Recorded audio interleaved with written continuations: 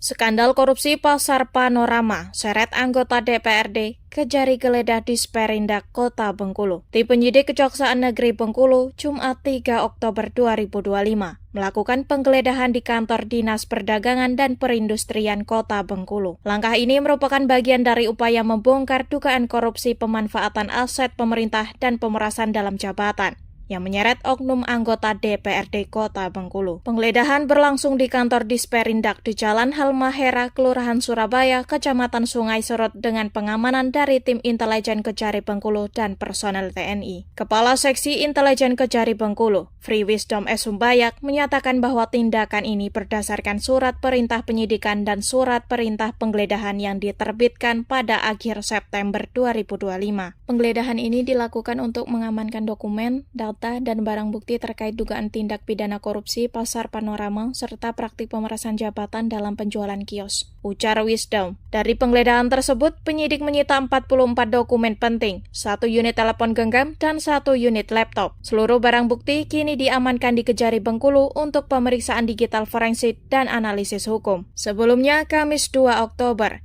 Kejari Bengkulu juga menggeledah 3 lokasi lain.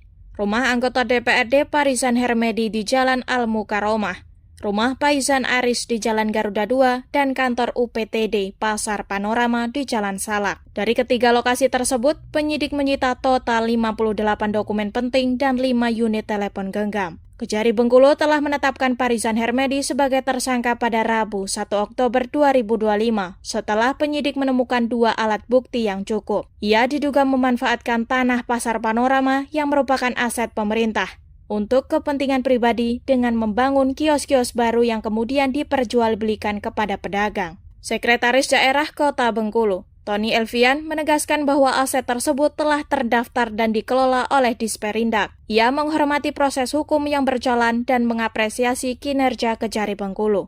Terkait aset itu sekarang sudah ditangani oleh penegak hukum.